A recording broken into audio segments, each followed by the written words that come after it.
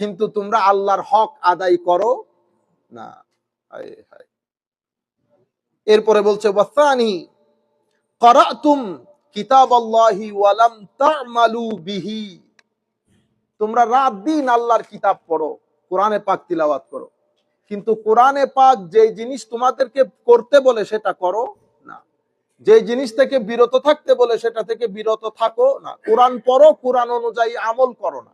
2, 3 number হচ্ছে ইদ্দাইতুম হুব্বা রাসূলিল্লাহি সাল্লাল্লাহু আলাইহি ওয়াসাল্লাম ওয়া তারাকতুম সুন্নাতাহু, তোমরা দাবি করো তোমরা আল্লাহর নবীকে অনেক মহব্বত করো, কিন্তু তোমরা তার সুন্নতকে পরিত্যাগ করো, তার সুন্নত পরিত্যাগ করো। আমাদের এখানে সুন্নতে রাসূল মানে কি জানেন? সুন্নতে রাসূল মানে শুধু দাড়ি। আমাদের বাংলাদেশ, ইন্ডিয়া, পাকিস্তান ওই এলাকার মধ্যে সুন্নতে রাসূল মানে দাড়ি, দাপ্পাবাজি, চান্দাবাজি সবকিছু করতেছে, রাত দিন মিথ্যা কথা, হ্যাঁ সবকিছু করে।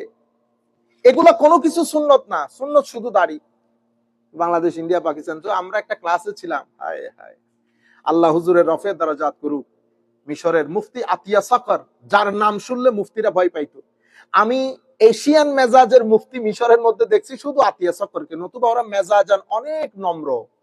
আপনি যদি রাস্তার মধ্যে একটা প্রশ্ন করেন, আপনার কাঁধে হাত দিয়ে 30 মাইল হাঁটবে আপনার উত্তর দেওয়ার জন্য। বাংলাদেশে হইলে আপনি আমাকে লাগাইতে হবে কারেন্ট চেক করার জন্য মুফতি সাহেব হুজুরের, বুঝতেছেন? ওখানে ওনারা এত নম্র, এত ভদ্র, এলমের সমুদ্র, এগুলার মধ্যে কোনো আমিত্ব কোনো কিছু না, এগুলা বাসের মধ্যে দাঁড়াইয়া চলে যায়, বুঝতে পেরেছেন? এগুলো এক একটা এলমের সাগর। আমি শুধু এশিয়ান মেজাজের আলেম দেখছি মুফতি আতিয়া সফরকে। ইমামের ট্রেনিং এর জন্য কুল কায়নাত থেকে সবাই যায় ইমাম ট্রেনিং এর জন্য। হায় হায়, আমাদের বাংলাদেশ থেকেও গেছে 3-4 জন। তো আমাদের চট্টগ্রাম একটা মাদ্রাসা আছে, ওই মাদ্রাসা থেকে এক ভদ্রলোক গেছে, আপনারা বুঝতে পারতেছেন কোন মাদ্রাসার কথা বলতেছি। ওখান থেকে তো ওনার প্রশ্ন কি, হুজুরের মুখের দাড়ি ছোট, মুফতি আতিয়া সকর বললে মানুষ ভয় পায়, উলামা ইকরাম ভয় পায়, কথা বলেন না।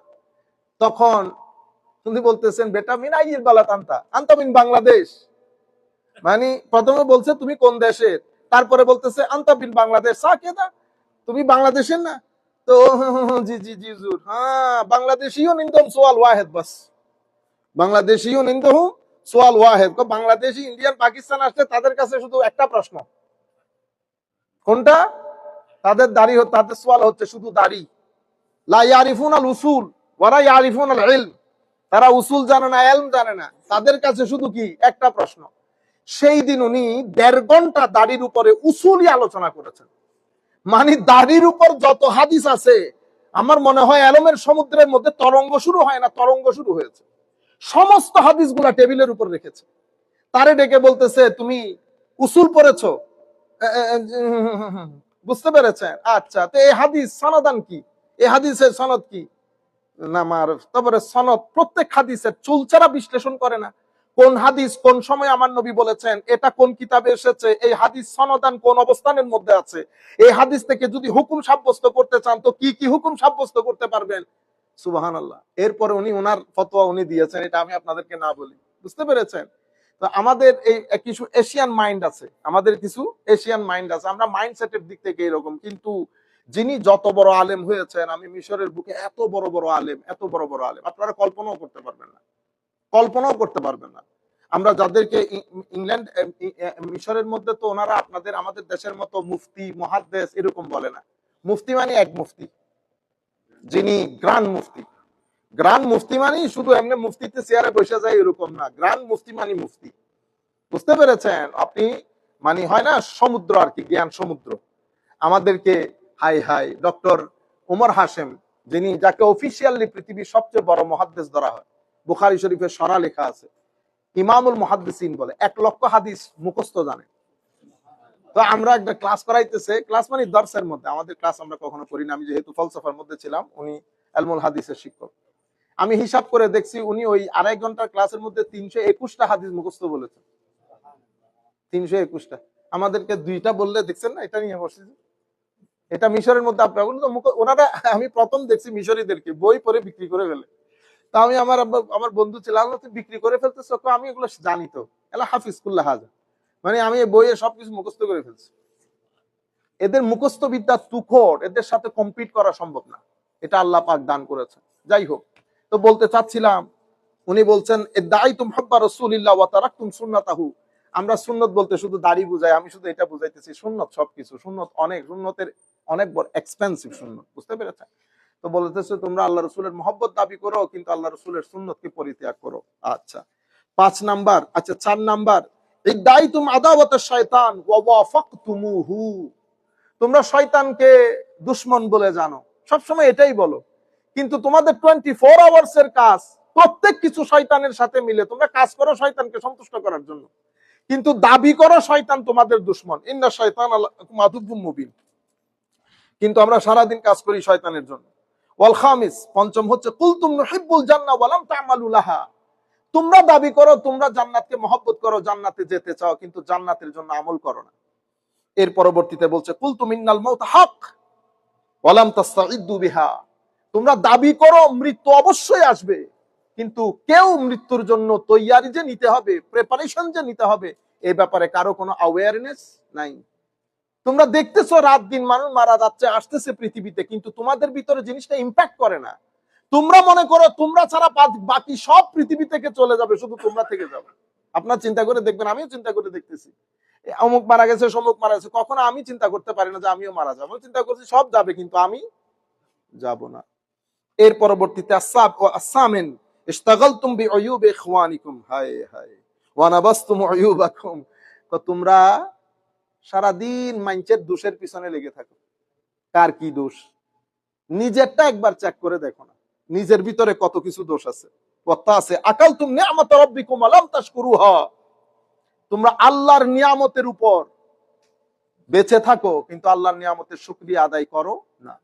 আমরা চোখের জন্য, আমার এই দুই চোখের জন্য আল্লাহর দরবার একবার আলহামদুলিল্লাহ বলছি, আপনি টর্চ লাইট পেরো আল্লাহর বান্দা খুঁজে পাবেন না।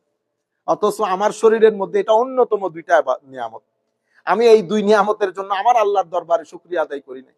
আমাদের দেশে তো মা বাবারা ফাইট করে ছেলে সুন্দর হয়েছে কিনা, একজন আরেকজন, আমি নিজে ছিলাম, এগুলো আমার চোখের দেখা বিষয়। মেয়ে মেয়ে মেয়ে গায়ের কালার কিরকম দেখছেন নি অবস্থা। তো একজন আরেকজনকে বলতেছে মনে হয় এটা শ্যামলা হবে, তারা কথা বলতেছে, আমি শুনতেছি মনে হয় শ্যামলা হবে। আরে আমাদের দেশে শ্যামলা হলে দেখছেন। অথচ আপনার জীবনে একটা সুস্থ সন্তান দরকার, সুস্থ, বুঝতে পেরেছেন? সবচেয়ে বড় নিয়ামত আপনার সন্তান সুস্থ কিনা, ছেলে হোক মেয়ে হোক। কিন্তু আমরা সুস্থতা অসুস্থতা ভুলে গিয়ে রং নিয়ে মারামারি। আমি রং নিয়ে মারামারি বাংলাদেশ ইন্ডিয়া পাকিস্তানের মতো এরকম এরকম জিনিস আর কোথাও দেখি না। পৃথিবীর এত জাতির সাথে থাকছি, রং নিয়ে, এটার রং বা ওইটার রং ওইটার রং, বুঝতে পেরেছেন?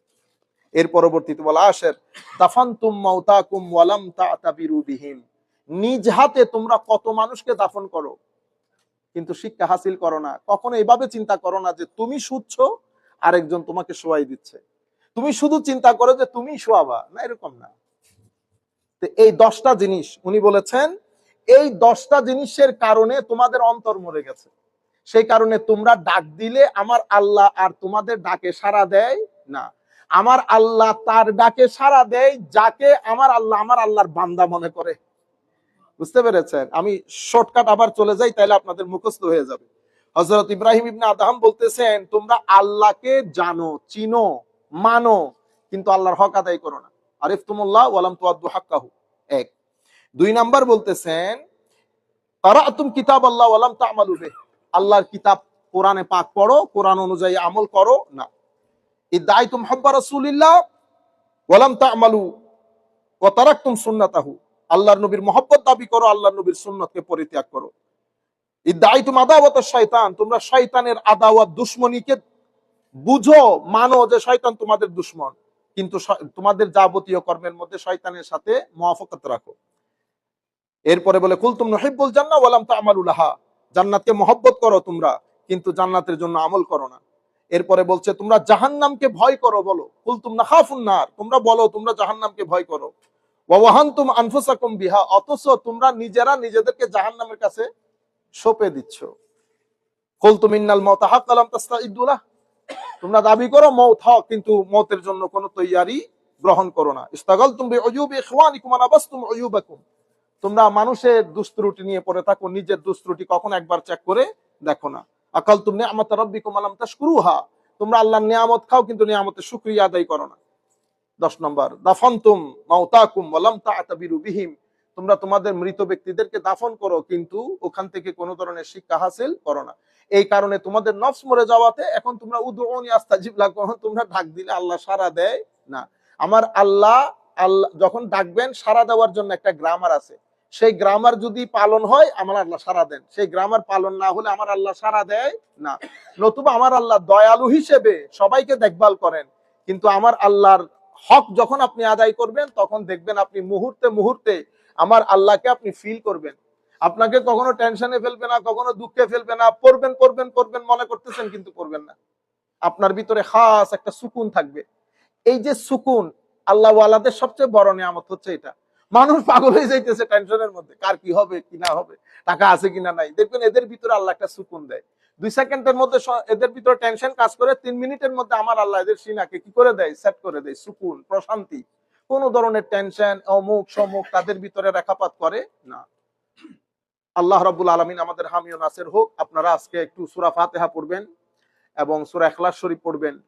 আমাদের বড় মহব্বতের অতি অল্প বয়সে দুনিয়া থেকে চলে গেছেন বড় আলেমে দ্বীন হুজুর আল্লামা মুফতি আব্দুল মতিন সাহেব রহমতুল্লাহি আলাই, কুমিল্লা আলিয়ার প্রিন্সিপাল ছিলেন। কুমিল্লা আলিয়া প্রিন্সিপাল ছিলেন, অনেক বড় আলেম ছিলেন, অসম্ভব ভদ্র নম্র মানের মানুষ ছিলেন।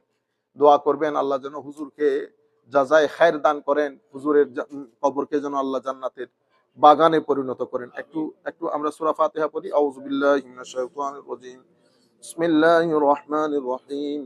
আলহামদুলিল্লাহি রাব্বিল আলামিন আর রহমানির রহিম মালিকি ইয়াউমিদ্দিন ইয়াকা না'বুদু ওয়া ইয়াকা নাস্তাঈন ইহদিনাস সিরাতাল মুস্তাকিম সিরাতাল লাযীনা আন'আমতা আলাইহিম গায়রিল মাগদুবি আলাইহিম ওয়ালাদ-দাল্লিন। قل هو الله أحد الله الصمد لم يلد ولم يولد ولم يكن له كفوا أحد قل هو الله أحد الله الصمد لم يلد ولم يولد ولم يكن له كفوا أحد قل هو الله أحد الله الصمد لم يلد ولم يولد ولم يكن له كفوا أحد اللهم صل على سيدنا محمد وعلى آل سيدنا محمد وبارك وسلم। আপনারা আবার মনে করবেন এশিয়া, বাংলাদেশ, ইন্ডিয়া, পাকিস্তানের আলেমদের মধ্যে এই ভিন্নতার কারণ হচ্ছে আদব, সুলুক, ভদ্রতার যে কিতাব সেটা আমাদের কোনো মাদ্রাসায় পড়ানো হয় না। আমাদের এখানে মাদ্রাসার ইলমের মধ্যে সবচেয়ে গুরুত্বপূর্ণ হচ্ছে আদব। আপনি কত বড় স্টুডেন্ট ব্যাপার না, আপনার ভিতরে আদব কতটুকু আছে এটা ব্যাপার করে। আদবের মাধ্যমে ইলমের লতুন অর্জিত হয়। আমাদের কোনো মাদ্রাসার মধ্যে তাসাউফের কোনো কিতাব পড়ানো হয় না। আরব বিশ্বের মধ্যে ওরা যখন পড়ালেখা শুরু করে ওদেরকে একটা কিতাব পড়ায় আল বেদায়া। আল বেদায়া মানে বিগিনিং, এটা লিখেছেন ইমাম গাজালি। এটাতে সমস্ত প্রকার আদব একটা মানুষকে শেখানো হয়। তো বেদায়া এই ধরনের কিতাবগুলো যখন পড়ে তখন অটোমেটিক্যালি ভিতর জগৎ পরিবর্তন হয়ে মানুষের ভিতরে ভদ্রতা নম্রতা চলে আসে। এরপরে এরা আরেকটা কিতাব পড়ে আল ইহয়া, ইহয়া উলুমিদ্দিন যেটা বলেন। ওনারা এখানে এদের মধ্যে প্রচলিত আছে কথা মাল্লাম ইয়াকরা আল ইহয়া ফালাইসা লাহু হায়া। বেদায়ার ক্ষেত্রে বলে মাল্লাম ইয়াকরা আল বেদায়া ফালাইসা লাহু বেদায়া। যে ব্যক্তি ইমাম গাজালির বেদায়া পড়ে নাই তার জীবনে বেদায়াই নাই, বিগিনিং করতে পারে নাই সে। এই কিতাবগুলো পড়লে অন্তর নরম হয়। সুফিয়া ইকরামের কিতাব পড়লে আপনি দেখবেন, আউলিয়া ইকরামের জীবনী পড়বেন, আপনার ভিতরে একটা মহব্বত জন্মাবে তাদের ওই সমস্ত হাল মাকাব গুলো পড়লে। তো আমাদের এখানে বাংলাদেশ, ইন্ডিয়া, পাকিস্তানে আমাদের এখানে মাহল হচ্ছে ডিবেটের মাহল। সবাই একজন আরেকজনের সাথে ডিবেট, জিতাজিতি, বুঝতে পেরেছেন। আরেকটা বিষয় হচ্ছে আমাদের তরকারির মরিচ, আমরা মশলা টসলা খাই না, আমাদের একটা একটা এনভায়রনমেন্টের বিষয় আছে। মশলার মধ্যে মরিচ বেশি খাই, আমাদের এখানে ঝাল বেশি, বুঝতে পেরেছেন। এই কারণে আমরা আবার ওই পিছনের দুনিয়াতে ব্যাক করতে হবে।